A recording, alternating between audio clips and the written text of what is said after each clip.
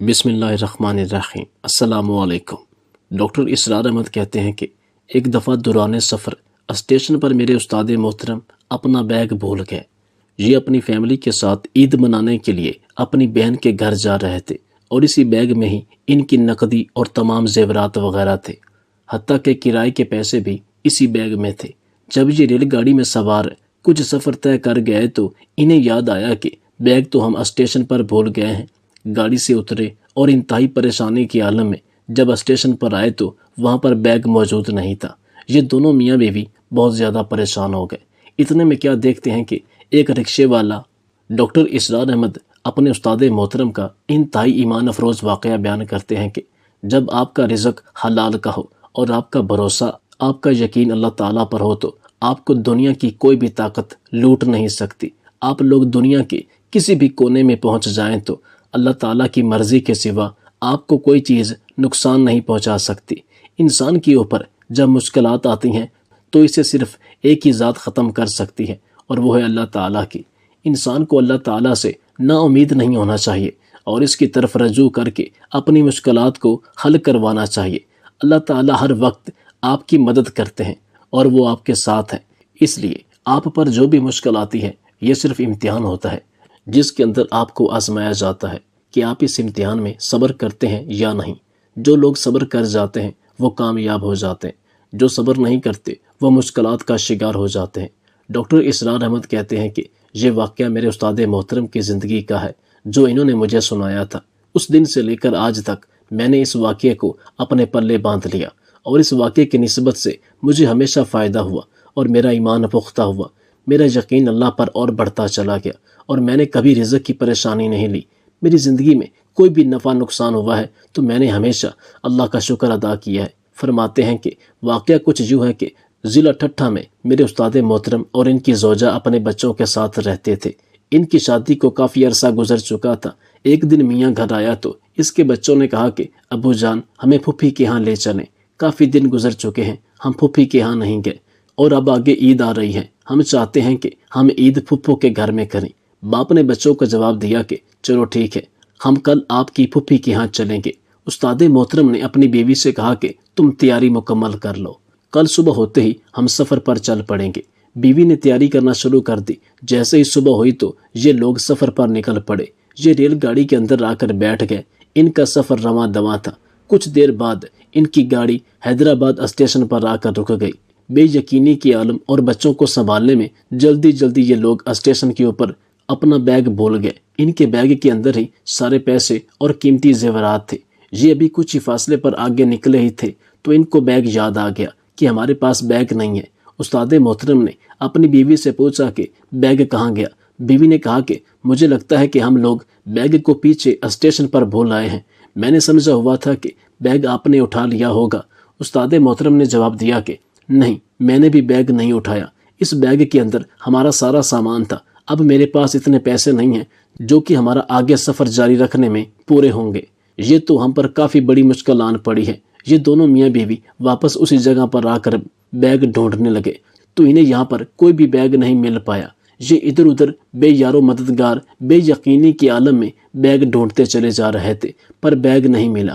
Doctor اسرار احمد کہتے ہیں کہ اگر کسی کا صرف 50 روپیہ گم ہو جائے تو اس کے چہرے کی کیفیت دیدنی ہوتی ہے اور وہ اپنی پوری کوشش کرتا ہے کہ اس کی گم ہوئی رقم اسے واپس مل جائے۔ وہ ہر لحاظ سے تگ و دو کرے گا، آس پاس سے پوچھ گچھ کرے گا، لیکن اندر سے اس کی جو کیفیت ہوگی وہ کوئی دوسرا محسوس نہیں کر سکے گا۔ اب ان کے پاس اتنے بھی پیسے نہ تھے کہ یہ کسی گاڑی پر بیٹھ کر آگے سفر جاری رکھ سکتے۔ دوسروں کے آگے ہاتھ پھیلانا بھی انہیں گوارا نہیں تھا۔ میاں بیوی سوچنے لگے کہ اگر ہم دوسروں کے آگے ہاتھ پھیلائیں گے تو وہ کیا سمجھیں گے کہ یہ لوگ بھکاری ہیں اور ڈرامہ رچا کر لوگوں کو لوٹ رہے ہیں۔ اسی لیے ان لوگوں نے بہتر سمجھا اور اللہ تعالیٰ سے رجوع کرنے لگے اور اللہ تعالیٰ سے دعا مانگنے لگے، اے اللہ، ہم لوگ مشکل میں پھنس گئے ہیں، ہماری مدد کیجیے، بے شک آپ ہی سب کی مدد کرنے والے ہیں۔ ہم پر مشکل آن پڑی ہے، اب ہم دوسروں کے آگے ہاتھ بھی نہیں پھیلا سکتے، یہ ہمارا ضمیر گوارا نہیں کرتا۔ اب آپ ہی ہماری مدد کر سکتے ہیں، ہمارا آپ ہی آخری سہارا ہے، آپ ہمیں نا امید نہیں لوٹائیں گے۔ اللہ تعالیٰ کی رحمت جوش میں آئی۔ اسی دوران ایک رکشے والا ان کے سامنے آ کر کھڑا ہو گیا۔ اس نے اپنے رکشے سے ایک بیگ اٹھایا اور بیگ اٹھا کر ان کو دے دیا۔ جب ان میاں بیوی نے دیکھا کہ یہ رکشے والا ہمیں بیگ دے رہا ہے تو ان کے ہوش خطا ہو گئے۔ یہ سوچنے لگے کہ یہ تو ہمارا ہے، پر یہ رکشے والا واپس دینے کیوں آیا ہوگا۔ انہوں نے رکشے والے سے پوچھا کہ ہم تو کافی دکھی تھے کہ ہمارا بیگ ہم سے کھو چکا ہے اور ہماری مدد کرنے والا بھی کوئی نہیں تھا۔ تمہیں کس طرح معلوم چلا کہ یہ بیگ ہمارا ہے، اور یہ بیگ تمہیں کیسے ملا جو تم ہمیں واپس لوٹانے آ گئے؟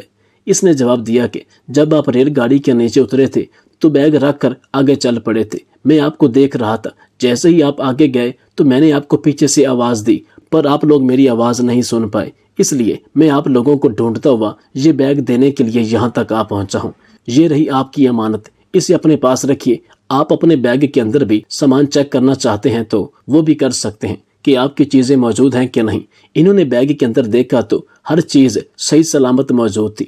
بیگ کے مالک نے رکشے والے کا شکریہ ادا کیا اور اس سے کہنے لگا کہ آپ یہ بیگ اپنے ساتھ بھی لے کر جا سکتے تھے، پر آپ کو کیا ضرورت آن پڑی کہ یہ بیگ آپ ہمیں واپس لوٹانے یہاں تک آ پہنچے؟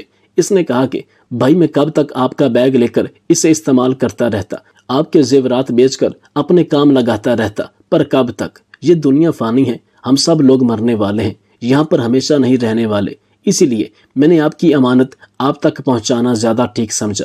حالانکہ جب میں نے آپ کا بیگ کھول کر دیکھا تو اس میں موجود زیورات اور نقدی کو دیکھ کر میرے دل نے چاہا تھا کہ اس سے اور نہیں تو کم از کم میرے 2-4 سال سکون سے گزر جائیں گے، اور شیطان میرے ذہن میں طرح طرح کے وسوسے ڈالنے لگا کہ یہ تجھے اللہ نے ہی دیے ہیں، یہ تیرا حق ہے۔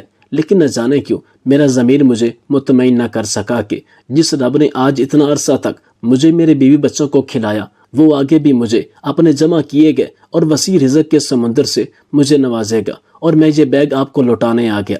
باقی اجر تو اللہ تعالیٰ دینے والا ہے، اور وہی ذات ہے جو ہر کسی کو کھلا رہی ہے، اور وہی ذات ہے جو ہر کسی کو اس دنیا کے اندر بسا رہی ہے، اور وہی ذات ہے جو ہر کسی کو کامیاب بنا رہی ہے۔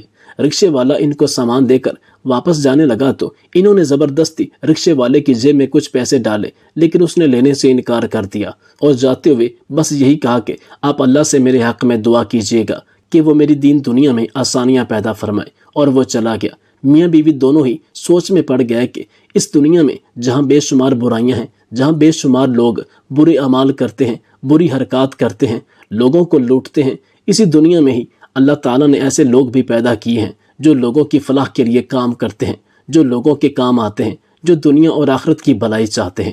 پھر ان دونوں میاں بیوی نے اللہ تعالیٰ کا شکریہ ادا کیا اور آگے اپنا سفر اپنی منزل پر رواں دواں ہو گئے۔ میں اپنے دفتر میں بیٹھا تھا کہ مزنگ گاؤں کا نمبردار ملاقات کے لیے ایک روز آیا۔ اس نے بتایا کہ کچھ عرصہ سے ایک ملنگ نے گاؤں میں ڈیرا ڈالا ہوا ہے۔ دوپہر کے وقت موسم گرما کی شدید تمازت میں بھی وہ آگ جلا کر باہر دھوپ میں بیٹھتا ہے اور دن بھر چلم پیتا رہتا ہے، اور دور دور سے لوگ اپنی مرادیں لے کر اس کے پاس آتے ہیں۔ کسی سے وہ گھی کا کنستر وصول کرتا ہے، کسی سے گندم کی بوری یا چاول یا چینی کے انبار، خاص طور پر عورتوں سے سونے چاندی کی انگوٹھیاں اور چوڑیاں تک اتروا لیتا ہے۔ اگر کوئی شخص اس کی فرمائشیں پوری نہ کر سکے تو وہ جلال میں آ کر سائل کی جانب اپنا ہاتھ جھٹکتا ہے۔ اس عمل سے سائل کے بدن کا کوئی حصہ سن ہو کر مفلوج سا ہو جاتا ہے۔ لوگ اسے چارپائی پر ڈال کر گھر لے جاتے ہیں، جہاں پر 1.5-2 ماہ وہ یہ اذیت کاٹ کر ٹھیک ٹھاک ہو جاتا ہے۔ اس طرح کے درجنوں کیس علاقے میں رونما ہو چکے ہیں۔ نمبردار نے کہا کہ ساری آبادی اس کے خوف سے سہمی ہوئی ہے، سمجھ میں نہیں آ رہا کیا کریں یا کیا نہ کریں۔ یہ عجیب واقعہ سن کر مجھے شوق آیا کہ میں خود وہاں جا کر اس بھید کا کھوج لگاؤں۔ حفظ ما تقدم کے طور پر سول اسپتال سے ایک سٹریچر منگوا کر گاڑی میں رکھوا لیا، ایک اردلی اور نمبردار کو اپنے ساتھ بٹھا کر گاؤں کی طرف روانہ ہو گیا۔ 50-55 میل کا سفر تھا۔ راستہ بھر میں لگاتار آیت الکرسی اور چاروں کل پڑھتا رہا۔ میں نے گاڑی گاؤں کے قریب رکوائی، نمبردار سے کہا کہ وہ گاڑی کے اندر ہی بیٹھے رہیں، میں اکیلا ہی ڈیرے پر جاؤں گا، اگر میں نصف گھنٹے تک واپس نہ آیا تو وہ سٹریچر لے کر وہاں آ جائیں۔ ڈیرے پر ایک کالا بدن قریب المنظر شخص دھوپ میں بیٹھا چلم پی رہا تھا۔ اس کے چہرے پر بال اس طرح لٹک رہے تھے جیسے کھجور کے درخت کی شاخوں سے تیز تیز لمب کانٹوں کے گچھے لٹک رہے ہوتے ہیں۔ سامنے آگ کے الاؤ کے قریب چند چٹائیاں بچھی ہوئی تھی۔ چٹائیوں پر کچھ مرد اور چند خواتین ادب سے 2 زانوں بیٹھی ہوئی تھی۔ میں بھی ان کے پاس جا کر بیٹھ گیا۔ باری باری ہر شخص ملنگ کو مخاطب کرتا تھا، حضرت جی میری عرض سنو۔ لیکن سرخ سرخ آنکھوں والا ملنگ کسی کی عرض سننے کے موڈ میں نہ تھا، بلکہ کش پر کش لگا کر ٹن بیٹھا تھا۔ تھوڑی دیر انتظار کرنے کے بعد میں نے ملنگ کو للکارا، ارے او بدماش غنڈے، بولتا کیوں نہیں؟ کیا گونگا ہے؟ یہ سنتے ہی چٹائیوں پر بیٹھے لوگ اٹھ کر بھاگ گئے۔ دور کھڑے ہو کر مجھے نصیحت کرنے لگے، شہری بابو، ملنگ کا تجھے معلوم نہیں، یہ جلالی بابا ہے، تم کو بھسم کر ڈالے گا۔ میری للکار سن کر ملنگ بھی غصے میں آ گیا۔ اس نے چلم ہاتھ سے رکھ دی اور زور سے چنگھاڑ کر کھڑا ہو گیا۔ ملنگ نے 5-7 بار زور زور سے جھٹک کر میری جانب اپنا ہاتھ مارا۔ 1-2 لمحوں کے لیے بازوؤں میں ہلکی سی سنسناہٹ تو ضرور ہوئی، لیکن فوراً ہی رفع بھی ہو گئی۔ اپنے عمل کی اس ناکامی پر ملنگ گھٹنوں پر سر دے کر زمین پر بیٹھ گیا۔ اسی دوران نمبردار اور میرا اردلی بھی کار لے کر وہاں آ گئے۔ اب گاؤں کی آبادی کا بڑا حصہ یہ تماشا دیکھنے وہاں جمع ہو گیا۔ میں نے لوگوں سے کہا کہ یہ کوئی شیطانی عمل ہے، اللہ کے کلام کی برکت سے عمل ٹوٹ گیا ہے۔ اب تم بے خوف ہو کر آگے آؤ اور لا حول ولا قوت الا باللہ پڑھ کر اس کے ایک ایک جوتا لگاؤ۔ یہ سن کر گاؤں کا ایک زندہ دل نوجوان زور سے لا حول پڑھتا ہوا آیا اور ملنگ کو زمین پر الٹا لٹا کر اس کی پیٹھ پر گھوڑے کی طرح سوار ہو کر بیٹھ گیا، اور اس کے بعد باری باری مرد، عورتیں اور بچے آتے اور لا حول پڑھ کر ملنگ کو 1 یا 2 جوتے رسید کر جاتے۔ میرے کہنے پر نمبردار نے ملنگ کا حجرہ بھی کھولا، جو گھی کے کنستروں، شہد کی بوتلوں، گندم اور چاولوں کی بوریوں، نئے کپڑوں کے بنڈلوں اور سونے چاندی کے زیورات کے ڈبوں سے اٹھا بھرا ہوا تھا۔ میں نے مقامی معززین کی ایک کمیٹی بنا کر یہ سارا مال ان کے سپرد کر دیا اور کہا کہ جن جن لوگوں کی ملکیت ثابت ہو وہ مال انہیں واپس کر دیا جائے، اگر کچھ اشیاء بچ جائیں تو انہیں غریب غربا میں بانٹ دیں۔ اس ملنگ کو اپنی کار میں بٹھا کر جنگ لے آیا۔ میں نے اسے بہت کریدنے کی کوشش کی کہ اس نے یہ شیطانی اور سفلی عمل کب اور کیسے سیکھا، لیکن سارا راستہ وہ چپ سادے بیٹھا رہا۔ جنگ پہنچ کر میں وہاں کے ایس پی آغا شجاعت علی کے پاس گیا اور ساری روداد سنا کر پوچھا کہ ہمیں کیا کرنا چاہیے۔ آغا صاحب بولے، مقدمہ بھی دائر ہو سکتا ہے، لیکن ہمارا تجربہ ہے کہ ایسے مقدمات میں بیشتر لوگ ملنگوں کے خلاف گواہی دینے سے گھبراتے ہیں، اس لیے ایسے مقدمے اکثر کامیاب نہیں ہوتے۔ آپ اسے ہمارے حوالے کر دیں، ہمارا چھتراؤ کرنے والا بڑا اچھا ماہر ہے، وہ 2 دن میں چھتراؤ کر کے اس کے سر سے شیطان کا بھوت اتار دے گا۔ اس کے بعد ہم اسے ضلع جنگ سے نکال باہر کریں گے، جہاں اس کے سینگ سمائے وہاں چلا جائے۔ بعد میں یہ بھی معلوم نہ ہو سکا کہ اس سفلی عمل کے سینگ کہاں سمائے۔ 2 بڑے ذمہ داروں کا تذکرہ کیے بغیر جنگ میں میرے ملاقاتیوں کا سلسلہ تشنع تکمیل رہ جائے گا۔ ایک روز ایک بڑے ذمہ دار صاحب ملاقات کے لیے آئے۔ خود تو بڑی حد تک ناخواندہ تھے، لیکن تعلیمی فضائل اور فوائد پر ایک طویل تقریر کرنے کے بعد بولے، جناب آپ اس ضلع کے لیے نیکی کا ایک کام بھی کرتے جائیں۔ فلاں گاؤں میں اگر ایک پرائمری سکول کھول دیا جائے تو اس علاقے پر یہ ایک احسان عظیم ہوگا۔ اگر آپ قبول فرمائیں تو بندہ سکول کے لیے زمین مفت، کمروں کی تعمیر کے لیے 20,000 روپیہ نقد اور 1 برس کی تنخواہ اپنی جیب سے ادا کرنے کے لیے حاضر ہے۔ میں نے ان کی روشن خیالی اور فیاضی کی تعریف کر کے کہا، نیکی اور پوچھ آپ جب فرمائیں گے سکول کھولنے کا بندوبست ہو جائے گا، بلکہ میں تو یہ کوشش بھی کروں گا کہ اس سکول کا افتتاح کرنے کے لیے وزیر تعلیم کو بذات خود یہاں مدعو کیا جائے۔ ذمہ دار میری جان و مال کو دعائیں دیتے ہوئے تشریف لے گئے۔ کوئی 1 ہفتہ بعد اسی علاقے کے ایک اور بڑے ذمہ دار ملنے آئے۔ پہنچتے ہی انہوں نے روحانسا ہو کر شکوہ شروع کر دیا، جناب میں نے کیا قصور کیا ہے کہ مجھے اس قدر کڑی سزا دی جا رہی ہے؟ بندہ بالکل بے گناہ ہے۔ میں نے حیران ہو کر اس شکوے کی وضاحت طلب کی کہ ان کے ساتھ کیا ظلم ہو رہا ہے اور کون ہے جو یہ ظلم کروا رہا ہے۔ انہوں نے گلوگیر آواز میں تفصیل سنائی کہ پچھلے ہفتے سکول کے بارے میں جو شخص ملنے آیا تھا وہ یہ سکول اپنے گاؤں میں نہیں بلکہ میرے گاؤں میں کھلوا رہا ہے۔ ہمارے درمیان پشتوں سے خاندانی دشمنی چلی آ رہی ہے۔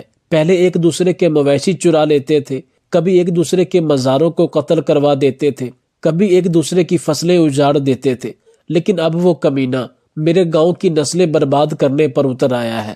اس لیے آپ سے سکول کھولنے کا وعدہ لے کر گیا ہے۔ فروغ تعلیم کے فضائل پر یہ نڈالی منطق سن کر میں سکتے میں آ گیا۔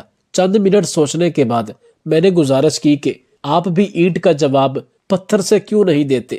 جو پیشکش انہوں نے کی ہے اگر وہی بات آپ بھی اٹھا لیں تو میں وعدہ کرتا ہوں کہ ان کے گاؤں میں بھی یک وقت ویسا ہی سکول قائم کر دیا جائے گا۔ یہ سن کر ان کی کسی قدر تشریفی تو ہوئی، لیکن اس کے بعد دونوں میں سے کوئی بھی اپنی اپنی فیاضی کی پیشکش لیے دوبارہ میرے پاس نہ آیا۔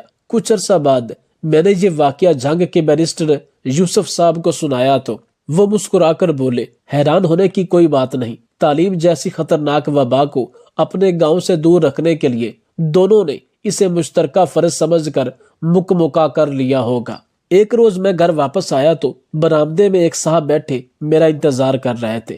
انہوں نے عربی لباس پہنا ہوا تھا اور عطر کی خوشبو میں بسے ہوئے تھے۔ ان کی بڑی شاندار سیاہ داڑھی تھی، آنکھوں میں سرما تھا اور ہاتھ میں سفید نگوں کی تسبیح کھٹا کھٹ چل رہی تھی۔ انہوں نے مجھے بتایا کہ وہ ابھی حال ہی میں عمرہ کر کے آئے ہیں اور کل رات داتا صاحب کے مزار پر مراقبہ کر رہے تھے۔ داتا صاحب نے انہیں حکم دیا ہے کہ وہ میری خدمت میں حاضر ہو کر مجھے تحفہ دیں۔ یہ کہہ کر انہوں نے مجھے ایک جائے نماز، ایک تسبیح، آب زمزم کی ایک سربہ مہر بوتل اور کھجوروں کا تحفہ دیا، اور ساتھ ہی حضرت داتا گنج بخش رحمت اللہ علیہ کا فرمان ہے کہ میں آپ کو اپنے ساتھ لے کر ان کے مزار پر حاضری دوں۔ آپ وضو کر کے تیار ہو جائیں، میں آپ کو لینے آیا ہوں۔ یہ نادر شاہی حکم مجھے عجیب سا لگا۔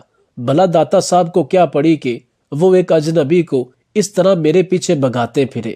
ان کی بات کا مجھے یقین تو نہ آیا، لیکن ان کی نورانی وضاحت کے سامنے میری صاف طور پر انکار کرنے کی ہمت بھی نہ ہوئی۔ میں نے کسی اور وقت حاضری کا بہانہ بنایا تو وہ جلال میں آ گئے اور بزرگوں کے احکام کی نافرمانی کے سنگین نتائج سے مجھے خوب ڈرایا۔ ان کی چرب زبانی سے مروب ہو کر میں نے انہیں اپنی کار میں بٹھایا اور داتا صاحب پہنچ گیا۔ داتا صاحب پہنچتے ہی 10-12 آدمیوں نے ہمیں ہاتھوں ہاتھ لیا۔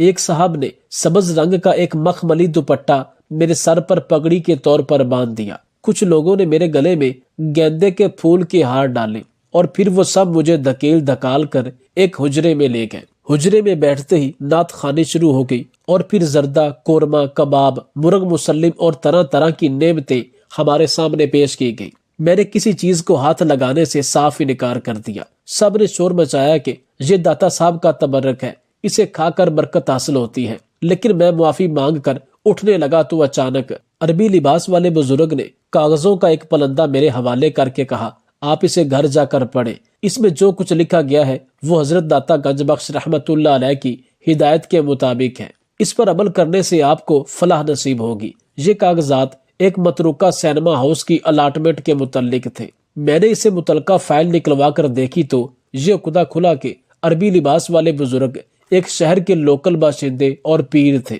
وہاں پر ایک مقامی سینما انہوں نے جال سازی سے اپنے نام الاٹ کر رکھا تھا۔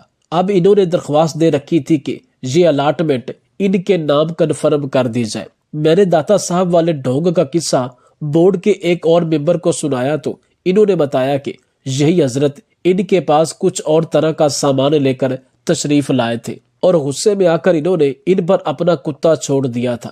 مجھے اس بات کا افسوس رہا کہ بورڈ نے صرف ان کے سینما کی الاٹمنٹ منسوخ کی اور ان پر جعل سازی کا مقدمہ دائر نہ کیا۔ اسی طرح ایک صاحب نے اپنی درخواست میں لکھا تھا کہ وہ جو جائیداد بھارت چھوڑ آئے ہیں ان میں دہلی کا لال قلعہ ہے، انہیں اس کی عظمت کے مطابق معاوضہ دیا جائے۔ ان کا دعویٰ تھا کہ ان کا شجرہ نسب آخری مغل بادشاہ بہادر شاہ ظفر کے ساتھ براہ راست ملتا ہے۔ ایک سرکس والے نے اپنے شیر کا معاوضہ مانگا تھا جسے وہ بھارت چھوڑ آیا تھا۔ بورڈ کے ممبروں نے اسے بتایا کہ ہم تو صرف غیر منقولہ جائیداد کا معاوضہ دیتے ہیں، شیر تو چلتا پھرتا متحرک درندہ ہے، اس کا معاوضہ دینا بورڈ کے اختیار میں نہیں۔ سرکس والے نے جواب دیا کہ صاحب، شیر تو پنجرے میں بند رہتا ہے، پنجرا تو غیر منقولہ ہے۔ ایک صاحب 5 تانگے باہر چھوڑ آئے تھے اور ان کے کسی فیکٹری کے طلبگار تھے۔ ان سے بھی یہی کہا گیا کہ تانگے غیر منقولہ جائیداد کے شمار میں نہیں آتے، اس لیے ہمارا بورڈ ان کا معاوضہ دینے کا اختیار نہیں رکھتا تھا۔ درخواست دہندہ نے کہا کہ جناب، میرے تانگے غیر منقولہ تھے کیونکہ میں ان میں گھوڑے نہیں جوتتا تھا۔ ایک شخص محمد بشیر ضلع لدھیانہ کے کسی گاؤں میں آٹا پیسنے کی مشین لگائی ہوئی تھی۔ اس نے اس کی قیمت 2200 روپے درج کی ہوئی تھی۔ مشین خریدنے کی اصل رسید بھی درخواست کے ساتھ منسلک تھی۔ ہمارا بورڈ 5000 روپے سے زیادہ مالیت کے اثاثوں کا فیصلہ کرتا تھا۔ میں نے محمد بشیر سے کہا کہ اگر اس نے اپنی مشین کی قیمت 2200 کی جگہ 5000 روپے درج کی ہوتی تو بورڈ اسے ضرور معاوضہ دے دیتا، کیونکہ اس کے کاغذات بڑے صاف اور سچے ہیں۔ اس نے جواب دیا، اچھا میری قیمت ہی 2200 روپے ہے تو میں 5000 کیسے لکھ دیتا؟ میں نے کہا، تم نے یہ مشین 8 برس پہلے خریدی تھی، اب تو قیمتیں بڑھ گئی ہیں، اب تو اس کی قیمت 5000 سے اوپر ہو گئی۔ محمد بشیر نے کہا، صاحب آپ بھی بڑے بھولے ہیں، پرانی ہو کر تو مشین کی قیمت گھٹتی ہے، بڑھا نہیں کرتی۔ محمد بشیر کو ہم کچھ نہ دے سکے، لیکن وہ ہمیں بہت کچھ دے گیا۔ صبح سے لے کر شام تک ہمارے بورڈ کو جھوٹ، فریب اور لالچ کے جس طوفان بدتمیزی کا سامنا کرنا پڑتا تھا، اس ماحول میں محمد بشیر جیسے انسان دیانت اور امانت اور پاکیزگی کے وہ ستون تھے جن کی برکت سے قومیں زندہ رہتی ہیں۔